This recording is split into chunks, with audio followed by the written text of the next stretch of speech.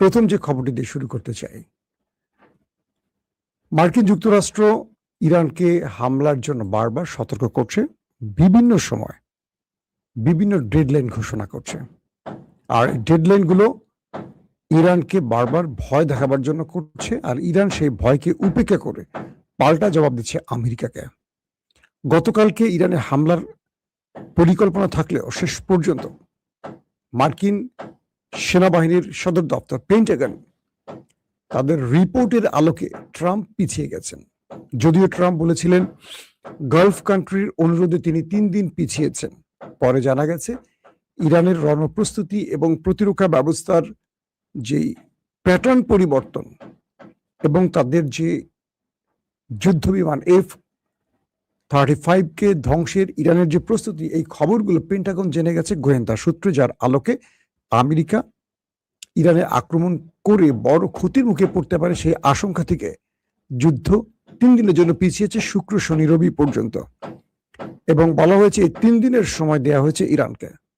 Iran বলছে আমাদের সময়ের কোনো প্রয়োজন নেই, তোমরা যখন ইচ্ছে অ্যাটাক করতে পারো, কারণ তোমরা অ্যাটাক করলে আমরা যে পাল্টা জবাব দিব সেটা তোমাদেরকে আরো বড় ধাক্কা দেবে। এই পরিস্থিতির মধ্যে আমেরিকা বা ডোনাল্ড ট্রাম্প তিনি নড়ে চড়ে উঠেছেন। আসলে তিনি কি করবেন?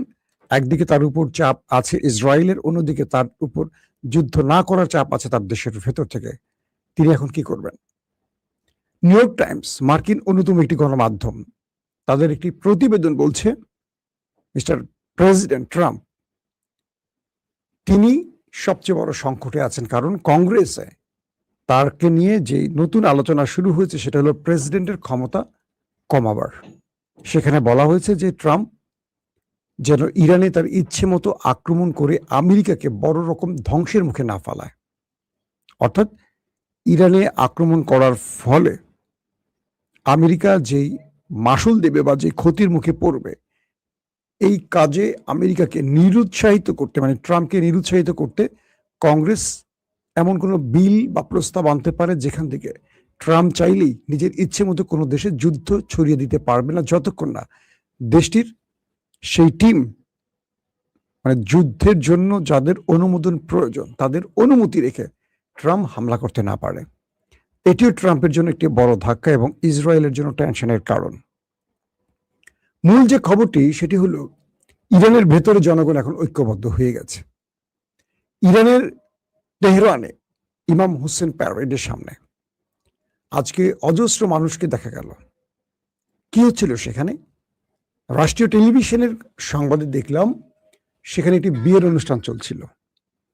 সে বিয়ের অনুষ্ঠানে হাজারো নারী পুরুষ এসেছেন নতুন বিবাহিতদের বরণ করতে, কিন্তু বর কনে এলেন হাতে অস্ত্র নিয়ে, আগ্নেয়াস্ত্র নিয়ে, এবং তারা বলছেন আমরা আমাদের রাষ্ট্রকে রক্ষায়, ইরানকে রক্ষায় সবচেয়ে বড় আত্মাহুতি দিতে প্রস্তুত আছি।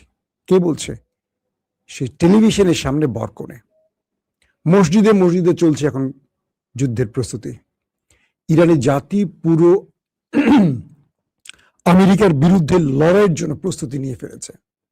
একটা দেশের বর কনে যাদের নতুন জীবন শুরু হচ্ছে, হাতে মেহেদি থাকবে, হাতে শুধু মেহেদি নয়, শরীরে নতুন পোশাক থাকবে, বরকনে সব আছে, শুধু হাতে একটি নতুন অস্ত্র তারা নিয়ে এসছে। তারা নিজের আত্মরক্ষার জন্য লড়াই করতে চায় শত্রুর বিরুদ্ধে।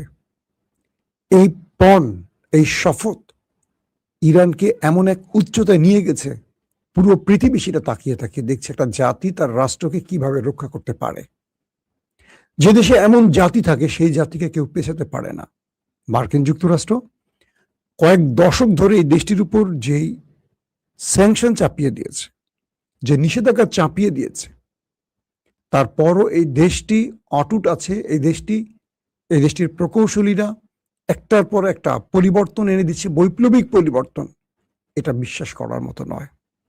আমাদের দেশের নেতারা যেমন টাকা চুরি করে বিদেশে পাচার করেন, আমাদের দেশের নেতারা যখন রাস্তা থেকে উঠে এসে নেতা হয়ে জনগণের ফোন ধরেন না, আমাদের দেশের নেতারা যে জুলাইয়ের মাধ্যমে ক্ষমতায় বসেন, তারপর জুলাইয়ের গ্রাফিতি আঁকলে শিক্ষার্থীদের গায়ে হাত তোলেন, যে পুলিশরা এতদিন পালিয়েছিলেন, যে পুলিশরা আওয়ামী পুলিশ পালিয়ে যাওয়ার কারণে নিজেরা নিজেদের আখের গোছাতে পেরেছেন, অডেল টাকার মালিক হয়েছেন, কিংবা গুরুত্বপূর্ণ পদ পেয়েছেন, সেই পুলিশরা জুলাই যোদ্ধাদের গায়ে হাত তুলছেন, বলছেন জুলাইকে ভিতরে ঢুকায় দিব। যে দলটি জুলাইয়ের মাধ্যমে ক্ষমতা এসছেন, জীবনে ক্ষমতার স্বপ্ন দেখছিলেন না, ভুলে গিয়েছিলেন ক্ষমতা দেখা, সেই দলটিও জুলাইকে ওন করছে না। এই একটা জাতি। আবার ইরানের একটা জাতি, দুটি কিন্তু মুসলিম জাতি। ইরানের জাতি অস্ত্র হাতে মসজিদে যায়, ইরানের জাতি অস্ত্র হাতে কলেজ বিশ্ববিদ্যালয় যায়, ইরানি জাতি অস্ত্র হাতে বিয়ে করতে যায়, কারণ শত্রু তার উপর আক্রমণ করতে পারে জেনে সে প্রস্তুতি নিচ্ছে। এমন জাতির সাথে আমাদের জাতিকে মিলালে সত্যিকার অর্থে আমরা লজ্জা পাই। আজকে ভালো হচ্ছে বারবার। তো আমাদের জাতিরা, আমরা যে জুলাই আন্দোলন বা বিপ্লবের মধ্য দিয়ে ক্ষমতায় আসি, আমরা সেটাকে আর ওন করি না, বরং সে জুলাই যোদ্ধাদেরকে আমরা বিতর্কিত করি, তাদেরকে আমরা বিভিন্ন রকম হয়রানি করি। জুলাই চেতনা আমরা ভুলে গিয়ে আমরা আমাদের দলীয় চেতনা মনে রাখি। আর ইরানি জাতি, পুরো জাতি এক হয়ে গেছে। বিয়ের বর কনে অস্ত্র হাতে তেহরানের একেবারে মূল স্কোয়াড, ইমাম হোসেন স্কোয়াডে গিয়ে তারা হাজারো লক্ষ মানুষকে সাক্ষী রেখে বিয়ে করছেন, মসজিদের মিম্বারে অস্ত্র রেখে নামাজ পড়ছেন। এই একটা জাতি, নতুন একটা জাতি। দর্শক, তৃতীয় গুরুত্বপূর্ণ খবর হলো, মার্কিন যুক্তরাষ্ট্রের কংগ্রেসে বলা হয়েছে ইরানের সাথে লড়াইতে তারা 42টি মূল্যবান এয়ারক্রাফট হারিয়েছে, শুধু অ্যাটাক করতে গিয়ে। বাকি রণতরীর সংখ্যাটা বলা হয়নি, সেটি প্রায় 60-এর নিচে না উপরে। কংগ্রেস বলছে তার আলোচনায় যে ইরানের সাথে এই লড়াইতে $2 ট্রিলিয়ন মার্কিন ডলার ক্ষতির মুখে পড়েছে এবং 42টি এয়ারক্রাফট ধ্বংস হয়েছে, যেগুলো আমেরিকা অ্যাডমিট না করলেও আজকে ভেতর থেকে খবর বেরিয়ে আসছে। মার্কিন গণমাধ্যমগুলো বলছে ইরানকে পাল্টা আবার জবাব দিতে গেলে আমেরিকার প্রেসিডেন্ট ডোনাল্ড ট্রাম্প যেটি করছেন ইসরায়েলের পরিকল্পনায়, যদি এটি আবার করতে যান, ইরান যে বৃহৎ মাসুল দেবে এটা কল্পনা করা যাবে না। বারবার যুদ্ধের জন্য নিরুৎসাহিত করা হচ্ছে, আর ট্রাম্প তার ফেস সেভিং এর জন্য বারবারই একটা যুদ্ধের নাম করে ডেডলাইন দিয়ে যাচ্ছেন। দর্শক, সবচেয়ে গুরুত্বপূর্ণ খবরটিতে আসে, যে নাটকের কথা বলছিলাম, যে নাটকটির জন্য আপনারা বসে আছেন। ইরানের একজন সফল রাষ্ট্রনায়ক প্রেসিডেন্ট মাহমুদ আহমাদিনেজাদ যেদিন 28 ফেব্রুয়ারি ইরানের উপর ইসরায়েল আমেরিকা অ্যাটাক করে, সেদিন শুধু আয়াতুল্লাহ আলী খামিনি নয়, ইরানের ইরানের কি বলবো, পরমাণু বিজ্ঞানী, বড় বড় রাজনৈতিক লিডার, সামরিক লিডারদের উপর অ্যাটাক করা হয়। সেই সময় ইরানের সাবেক প্রেসিডেন্ট মাহমুদ আহমাদিনেজাদের বাড়িতে হামলা করা হয়, তার নিরাপত্তা রক্ষীরা, বডিগার্ডরা সে সময় মারা যায়, মাহমুদ আহমাদিনেজাদ গুরুতর আহত হন। প্রথমে তার খবরটি জানা গেছে তিনি মারা গেছেন, বেশ কয়েকদিন পর জানা গেছে তিনি বেঁচে আছেন, বাট আহত হয়েছেন মারাত্মকভাবে। নিউ ইয়র্ক টাইমস, মার্কিন গণমাধ্যম, বলছে যে এই মাহমুদ আহমাদিনেজাদ হলেন ইসরায়েল এবং আমেরিকার এজেন্ট, তাদের তৈরি করার লোক।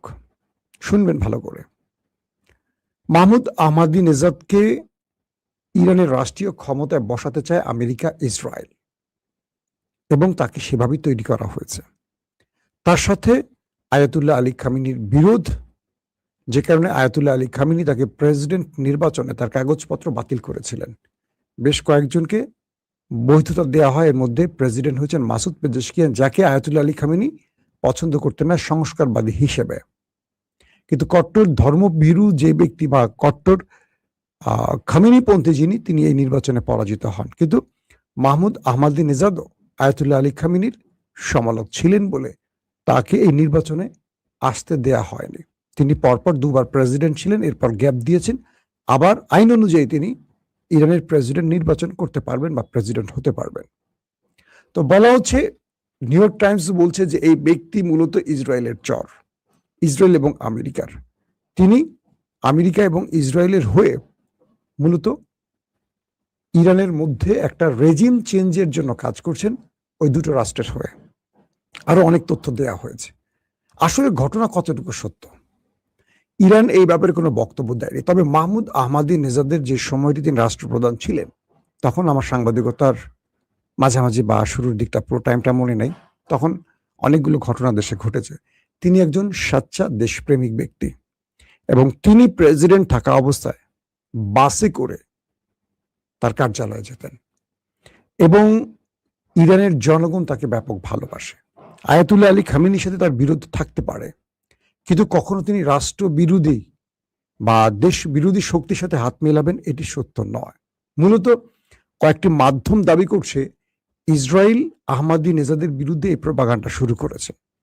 যদি নিউ ইয়র্ক টাইমস এই নিউজটি এভাবে করত, মানে মূলত তাদের টার্গেটটা কি, যে আমেরিকা এবং ইসরায়েলের চর বানিয়ে একজন তুমুল জনপ্রিয় ব্যক্তিকে বিশ্বাসঘাতক বানিয়ে আইআরজিসির হাতে তাকে মারতে চান।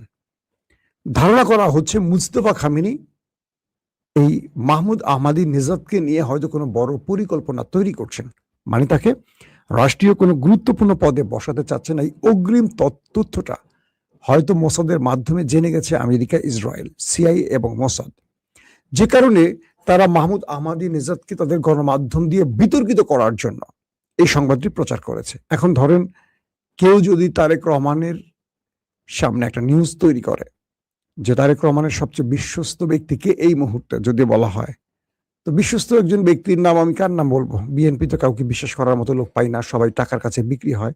আমি একটা মানে একটা বানানোর নাম বলি, মিস্টার কদম আলী, এই নামগুলি বলতে আমার ভালো লাগে। তো মিস্টার কদম আলী কে নিয়ে নিউজটি করলো, কারণ তারেক রহমান কদম আলীকে নিয়ে কোনো পরিকল্পনা তৈরি করছেন যে তাকে নিয়ে হয়তো একটা গুরুত্বপূর্ণ পদে বসাবেন। এই খবরটি র জেনে গেল, র জেনে গিয়ে বলল যে আমাদের কোন একটি পত্রিকা দিয়ে খবর ছাপো যে কদম আলী হলো ভারতের রয়ের এজেন্ট, যাতে তারেক রহমান তাকে আর বিশ্বাস না করে। তো বিষয়টা হলো এরকম যে মাহমুদ আহমাদি নেজাদকে নিয়ে ইরানি জনগণের ভালোবাসা অসীম। খামেনির সাথে বিরোধ থাকতে পারে, বিভিন্ন ইস্যুতে থাকতেই পারে, রাষ্ট্রীয় ক্ষমতা যারা থাকেন তাদের সাথে বিরোধ থাকি স্বাভাবিক। তো এই পরিস্থিতির মধ্যে এনি প্রবলেম, তো এই বিষয়ের মধ্যে হঠাৎ করে মাহমুদ আহমাদি নেজাদকে টেনে আনার কারণটা হলো হয়তোবা ইরানের যারা এখন ইস্টাবলিশমেন্ট আছেন বা মুস্তফা খামেনি যিনি সুপ্রিম লিডার, তিনি হয়তো তাকে নিয়ে কোনো বড় পরিকল্পনা করছেন, তাকে কোনো গুরুত্বপূর্ণ দায়িত্ব দিতে যাচ্ছেন, যে কারণে তাকে বিতর্কিত করার জন্য আমেরিকার গণমাধ্যম এই সংবাদ প্রচার করেছে। এর আগেও কয়েকজন সামরিক ব্যক্তির নামে এই গণমাধ্যমগুলো এরকম তথ্য প্রচার করেছে। প্রশ্ন হলো ইরানের মধ্যে অনেক ইসরায়েলি এজেন্ট আছে, তাদের নাম তো কখনো বলছে না, যারা সেনাবাহিনীর গুরুত্বপূর্ণ পদে বসে আছে, রাজনীতির গুরুত্বপূর্ণ পদে বসে আছে। যদি মাহমুদ আহমাদি নেজাদ ইসরায়েল আমেরিকার চর হবে, তাহলে প্রথম দিন তার উপরে অ্যাটাক করলো কেন? তার পরিবারের অনেক সদস্য মারা গেল কি করে? এই প্রশ্নগুলো আসবেই স্বাভাবিক। তো মনে করা হচ্ছে সামনের শীঘ্রই তাকে হয়তো রাষ্ট্রীয় কোনো গুরুত্বপূর্ণ পদে দেখতে চাচ্ছে ইরানের আইআরজিসি কিংবা মুস্তফা খামেনি, যে কারণে তাকে বিতর্কিত করতে চায়। কারণ আমেরিকার একটা আতঙ্ক বা জম ছিলেন, বা ইসরায়েলের জম ছিলেন এই মাহমুদ আহমাদি নেজাদ, এবং ইরান যে নিউক্লিয়ার বোমা তৈরি করবে এটি মুস্তফা খামেনির যে ড্রিম, এটির ক্ষেত্রে মুস্তফা খামেনি একজন বিশ্বস্ত পার্টনার চাচ্ছেন, হয়তোবা মাহমুদ আহমাদি নেজাদ। এবং ইরানের বর্তমান প্রেসিডেন্ট মাসুদ পেজেশকিয়ান, তিনিও কিন্তু সুপ্রিম কমান্ডার মুস্তফা না সরি তার বাবা আয়াতুল্লাহ আলী খামেনির সমালোচক ছিলেন, কিন্তু তাকেও তিনি পছন্দ করতেন। এবং সাম্প্রতিক সময় 3 ঘন্টা মিটিং করেছিলেন মুস্তফা খামেনির সাথে প্রেসিডেন্ট মাসুদ পেজেশকিয়ান, এবং বলছেন ইরানি জাতি ঐক্যবদ্ধ এবং মুস্তফা খামেনির নেতৃত্বে ইরান আগামী দিন এগিয়ে যাবে। তার মানে তাদের ভেতরের বিরোধগুলো দূর হয়ে গেছে, এখন একটা ইরান, ঐক্যবদ্ধ ইরান আমরা দেখতে পাচ্ছি। দর্শক, আমেরিকা যে নাটকগুলো করছে, ইসরায়েল আমেরিকা তার প্রচার মাধ্যম দিয়ে বা যেভাবে নাটকগুলো করছে, এই নাটকগুলো যে ইরানের জাতি বিশ্বাস করছে না, বা এই নাটকগুলো যে শেষ পর্যন্ত হালে পানি পাচ্ছে না, অ্যাটলিস্ট এটা তো আপনারা বুঝতে পারছেন। কারণ আমার মতো একজন মানুষ বাংলাদেশ থেকে বসে যে তথ্য বুঝি, সেটাকে ইরান বোঝে না। তো ট্রাম্পের সামনে আসলে কোনো ফেস সেভিং দিচ্ছে না ইরান, তাই তারা এখন অভ্যন্তরীণভাবে একটা বিরোধ তৈরি করে শাহ পেহলভির কি ক্ষমতায় বসার জন্য বা ওই শাহের ছেলেকে বসানোর জন্য অনেক নাটক তৈরি করছে তারা।